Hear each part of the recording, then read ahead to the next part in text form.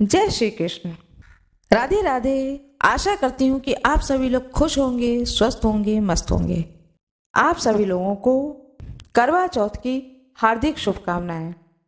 आज मैं आप लोगों को करवा चौथ की 5 कथा सुनाने जा रही हूँ, जिसमें कि सबसे पहले भगवान गणेश की कथा सुनी जाती है। उसके बाद में 4 कथा जो कि करवा चौथ की होती है उसे सुनी जाती है। हाथ में पुष्प ले लें और चावल ले लें और भगवान गणेश की कथा को बड़े ही श्रद्धा भावपूर्वक सुने। एक अंधी बुढ़िया थी, उसके एक बेटा और बेटे की बहू थी। बुढ़िया बहुत ही गरीब थी। वह हमेशा गणेश जी की पूजा करती थी। एक दिन प्रसन्न होकर गणेश जी बुढ़िया से बोले कि हे बूढ़ी माँ, तू जो चाहे सो वर मांग ले। बुढ़िया बोली, मुझसे तो वर मांगना नहीं आता, कैसे और क्या वर मांगूं। तब गणेश जी बोलते हैं कि तू अपने मन में विचार करके कल आकर मांग लीजो। तब बुढ़िया खुशी खुशी अपने घर आई और बेटे से कहने लगी कि आज गणेश जी ने मुझसे कहा कि तुम जो चाहो सो वर मांग लो, सो बताओ मैं क्या मांगूं। बेटे ने कहा धन मांग ले। फिर बहू से पूछी तो बहू ने कहा नाती मांग लो। तब बुढ़िया ने सोचा कि ये दोनों तो अपने अपने मतलब की चीज मांग रहे हैं। तब बुढ़िया ने पड़ोसियों से जाकर पूछा तो पड़ोसियों ने कहा कि तो थोड़े दिन तो जिएगी तो धन का क्या करेगी और नाती क्यों मांगेगी। तुम तो अपने लिए दीदा गोड़ा मांग लो, जिससे कि तेरी जिंदगी आराम से कट जाए। बुढ़िया ने पड़ोसियों की भी बात न मानी और घर में आकर सोचने लगी कि जिसमें बेटा बहू राजी हो वह भी मांग लूं और अपने मतलब की चीज भी मांग लूं। जब वह दूसरे दिन गणेश जी की पूजा करने लगी तो भगवान गणेश जी आए और बोले, हे बूढ़ी माँ, बोलो क्या मांगती हो, क्या मांगना चाहती हो, वह वर मांग लो। तब वह बुढ़िया झट बोली, यदि आप मुझ पर प्रसन्न हैं तो 9 करोड़ की माया दें, निरोगी काया दें, दीदा गोड़ा दें, नाती पोता दें, जमाई देवता दें, भाई भतीजे दें और सब परिवार को खूब सुख दें, अंत में मुझे मोक्ष दें। तब गणेश जी कहते हैं, हे बूढ़ी माँ, तूने तो मुझे ही ठग लिया। खैर, जो तूने मांगा है वह सब कुछ तुमको मिलेगा। यह कह करके गणेश भगवान वहां से अंतर्ध्यान हो गए। बूढ़ी माँ को मांगे अनुसार सब कुछ मिल गया। हे गणेश जी महाराज, जैसे तुमने उस बुढ़िया को सब कुछ दिया वैसे ही हम सभी को देना। भगवान गणेश की जय हो। करवा चौथ माता की जय हो। करवा चौथ व्रत कथा जो कि मैं सुनाने जा रही हूँ। कथा नंबर 1। अपने हाथ में चावल और पुष्प ले लें। एक साहूकार थे जिनके 7 बेटे और एक बेटी थी। सातों भाई व बहन एक साथ बैठकर भोजन किया करते थे। एक दिन कार्तिक की कृष्ण पक्ष की चौथ का व्रत आया तो भाई बोला कि बहन आओ साथ में भोजन करें। बहन बोली कि आज मैंने करवा चौथ का व्रत रखा है, चांद उगने पर ही खाऊंगी।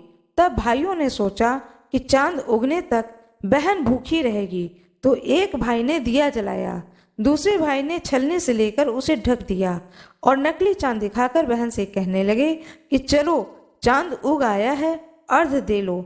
बहन अपनी भाभियों से कहने लगी कि चलो अर्घ दे देते हैं। तो भाभियां बोली, तुम्हारा चांद उगा होगा, हमारा चांद तो रात को उगेगा। बहन ने अकेले ही अर्घ दे दिया और खाना खाने लगी तो पहले ही ग्रास में बाल आ गया, दूसरे ग्रास में कंकड़ आया और तीसरे ग्रास में मुंह तक किया तो उसके ससुराल से संदेशा आया कि उसका पति बहुत बीमार है, जल्दी भेजो। माँ ने जब लड़की को विदा किया तो कहा कि रास्ते में जो भी मिले उसके पांव लगना और जो कोई सुहा का आशीष दे तो उसके पल्ले में गांठ लगाकर उसे कुछ रुपए दे देना। बहन जब भाइयों से विदा हुई तो रास्ते में उसे जो भी मिला उसने यही आशीष दी कि तुम 7 भाइयों की बहन, तुम्हारे भाई सुखी रहें और तुम उनका सुख देखो। सुहाग का आशीष किसी ने भी नहीं दिया। जब वह ससुराल पहुंची तो दरवाजे पर उसकी छोटी ननद खड़ी थी। वह उसके भी पांव लगी तो उसने कहा कि सुहागिन रहो, सपूत हो।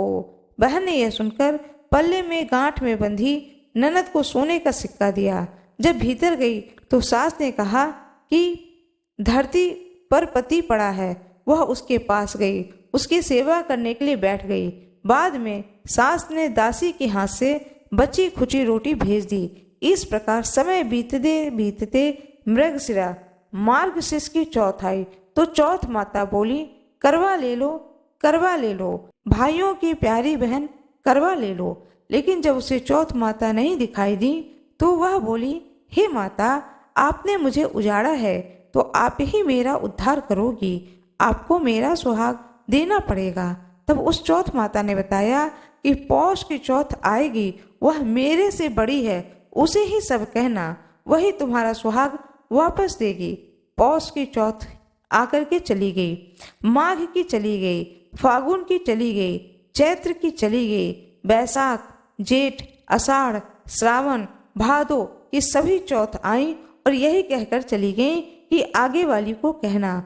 असौज की चौथ आई तो उसने बताया कि तुम पर कार्तिक की चौथ नाराज हैं, उसी ने तुम्हारा सुहाग लिया है, वही वापस कर सकती हैं, वही आएंगी तो पांव पकड़कर विनती करना। यह बताकर वह चली गई। जब कार्तिक की चौथ आई तो वह गुस्से में बोली, भाइयों की प्यारी करवा चौथ ले ले, दिन में चांद उगानी करवा ले ले, व्रत खंडन करने वाली करवा ले ले, भूखी करवा ले। यह सुनकर वह चौथ माता को देखकर उनके पांव पकड़कर गिड़गिड़ाने लगी, हे चौथ माता, मेरा सुहाग तुम्हारे हाथों में है, आप ही मुझे सुहागिन करेंगी। तो माता बोली, हे पापिन, हत्यारिन, मेरे पांव पकड़कर क्यों बैठ गई? तब वह बोली कि जो मुझसे भूल हुई है उसे क्षमा कर दो, अब भूल नहीं करूंगी। तो चौथ माता ने प्रसन्न होकर आंखों से काजल, नाखूनों में से मेहंदी और टीके में से रोली लेकर छोटी उंगली से उसके आदमी पर छींटा कर दिया। वह उठकर बैठ गया और बोला कि आज तो मैं बहुत सोया हूँ। वह बोली, क्या सोए? मुझे तो 12 महीने हो गए, अब जाकर चौथ माता ने मेरा सुहाग लौटाया है। यह सुनकर के उसके पति ने जल्दी से माता का पूजन करो ऐसा कहा। जब चौथ की कहानी सुनी, करवा का पूजन किया, प्रसाद खा करके दोनों पति पत्नी चौपड़ खेलने बैठे। नीचे से दासी आई, उसने दोनों को चौपड़ और पासे खेलते देखा तो उसने सासू जी को जाकर बताया। तब सारे गांव में यह प्रसिद्ध हो गई कि सभी स्त्रियां चौथ का व्रत रखें तो सुहाग अटल रहेगा। हे चौथ माता, जैसे तूने साहूकार की बेटी को सुहाग दिया वैसे ही सबको देना। यही करवा चौथ के उपवास की सनातन महिमा है। करवा चौथ माता की जय हो। कार्तिक माह की चौथ माता की जय हो। चंद्र देवता की जय हो। हाथ में जो पुष्प है वह जो आपने करवा रखा है उस करवे के सामने या गौर गणेश के सामने उस पुष्प और चावल को रख दें। हाथ में फिर से पुष्प लें और चावल लें और दूसरी कथा को सुने। करवा चौथ व्रत की दूसरी कथा अति प्राचीन काल की बात है। एक बार पांडु पुत्र अर्जुन तप करने के लिए नीलगिरी पर्वत पर चले गए तो पीछे से द्रौपदी को बड़ी चिंता होने लगी कि कहीं अर्जुन की तपस्या में कोई विघ्न न डाले, क्योंकि पांडवों के अनेक शत्रु थे। इस प्रकार द्रौपदी ने शोक विह्वल होकर श्री कृष्ण भगवान की आराधना की। श्री कृष्ण भगवान उपस्थित हुए और पूछे, कहो क्या कष्ट है तुम्हें? तब द्रौपदी कहती हैं, हे प्रभु, मुझे क्या कष्ट है यह तो आप स्वयं जानते हैं। आप तो अंतर्यामी हो, मुझ कष्टों के बोझ से विह्वल कर दिया। क्या कोई ऐसा उपाय है जिससे इन कष्टों से छुटकारा मिल सके?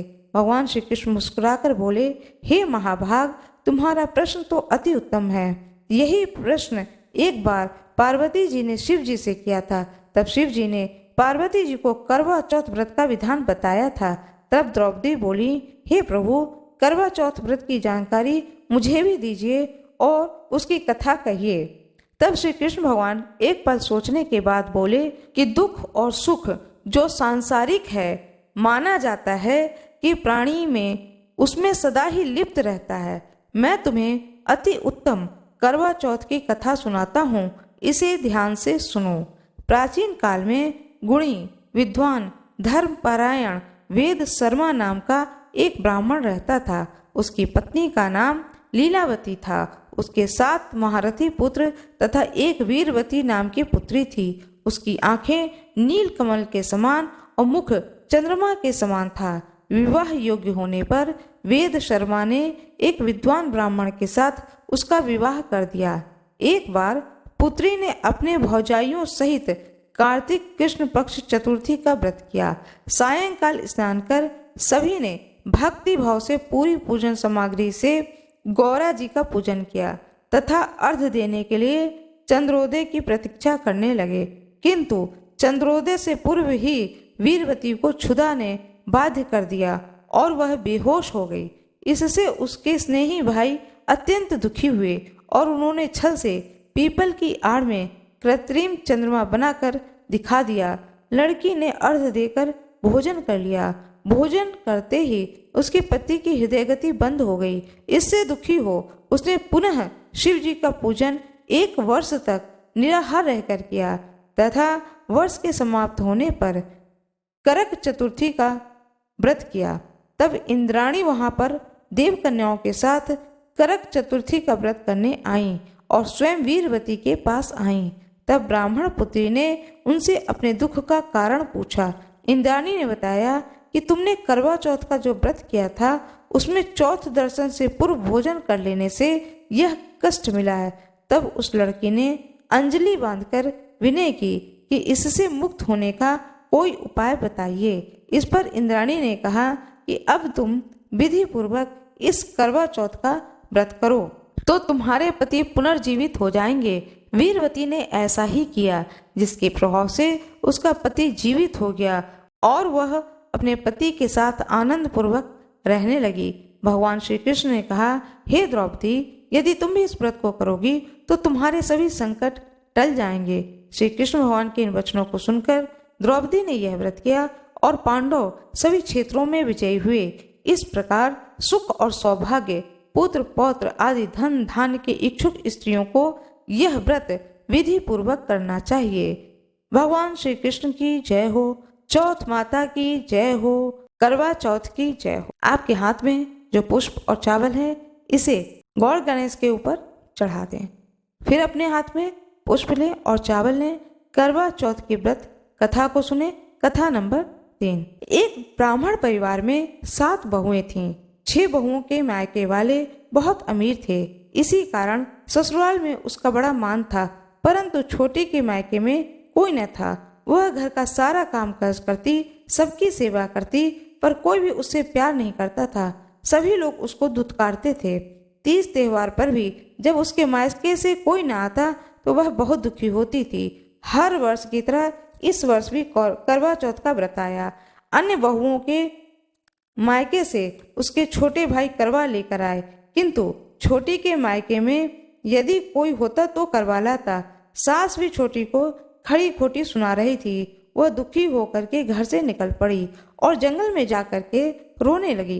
एक नाग बहुत देर से उसका रोना सुन रहा था। अंत में वह अपने बिल से निकला तथा छोटी बहू से पूछने लगा, बेटी क्या चाहती है, तुम क्यों रो रही हो? छोटी बहू बोली, आज करवा चौथ है, मेरा कोई भाई नहीं है। यदि मेरा कोई भाई होता तो आज जरूर करवा लेकर आता। नाग को छोटी बहू पर दया आ गई। नाग ने कहा, बेटी तुम घर चलो, मैं अभी करवा लेकर आता हूँ।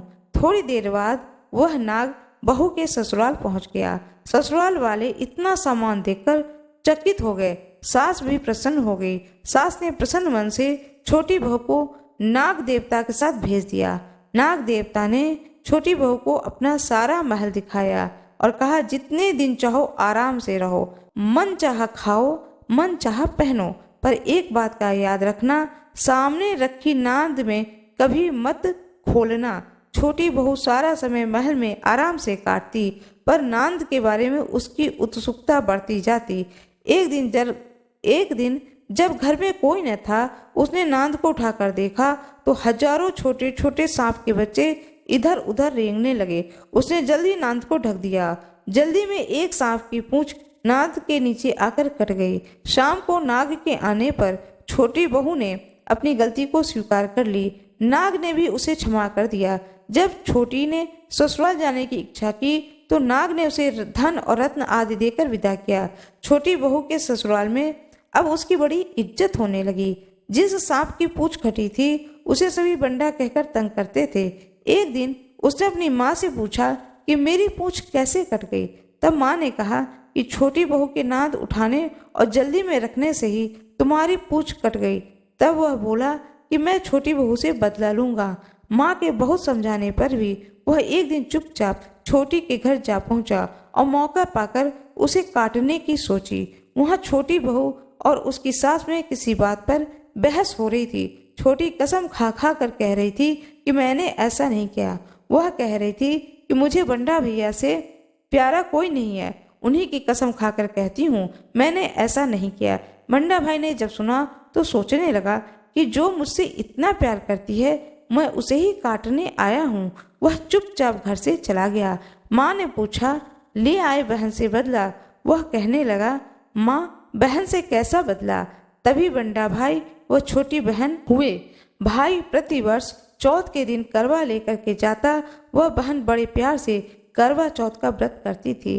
भाई बहन की जय हो, चौथ माता की जय हो, नाग देवता की जय हो। जिस तरह से नाग देवता ने उस छोटी बहू पर कृपा करी उसी तरीके से सभी बहनों पर कृपा करें। नाग देवता की जय हो। हाथ में जो आपके पुष्प है और चावल है उसे गौर गणेश पर चढ़ा दें और अब अपने हाथ में फिर से पुष्प और चावल ले लें। करवा चौथ का व्रत कथा नंबर 4 जो कि मैं आप लोगों को सुनाने जा रही हूँ। प्राचीन काल में एक करवा नाम की एक पतिव्रता स्त्री अपने पति के साथ नदी के किनारे एक गांव में रहती थी। कार्तिक मास के कृष्ण पक्ष की चतुर्थी चौथ के दिन उसका पति नदी में स्नान करने के लिए गया। स्नान करते समय एक मगरमच्छ ने उसका पैर पकड़ लिया। वह करवा करवा नाम लेकर जोर जोर से अपनी पत्नी को पुकारने लगा। उसकी आवाज को सुनकर उसकी पत्नी दौड़कर आई और उसने मगर को कच्चे धागे से बांध दिया। मगर को बांधकर वह यमराज के यहाँ पहुंची और यमराज से बोली, हे भगवान, मगरमच्छ ने मेरे पति का पैर पकड़ लिया है, अतः पैर पकड़ने के अपराध में आप अपने बल से उस मगरमच्छ को नरक में ले जाओ। यमराज ने कहा, अभी मगरमच्छ की आयु शेष है, अतः उसे मैं नहीं मार सकता। इस पर करवा ने कह दिया, यदि आप ऐसा नहीं करोगे तो मैं आपको श्राप देकर नष्ट कर दूंगी। यह सुनकर यमराज जी डर गए और उस पतिव्रता स्त्री करवा के साथ जाकर के मगरमच्छ को उन्होंने यमपुरी भेज दिया और करवा के पति को दीर्घायु प्रदान की। उसी दिन से यह करवा चौथ मनाई जाती है और सुहागिन स्त्रियों के द्वारा व्रत रखा जाता है। हे करवा माता, जैसे तुमने अपने पति की रक्षा की है वैसे ही सबके पतियों की रक्षा करना। करवा माता की जय हो, भगवान गणेश की जय हो, नाग देवता की जय हो, भगवान श्री कृष्ण की जय हो।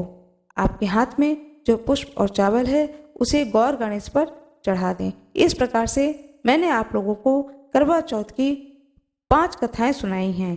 एक भगवान गणेश की कथा सुनाई है और 4 करवा चौथ की कथा सुनाई है। अब मैं आप लोगों को आरती सुनाने जा रही हूँ।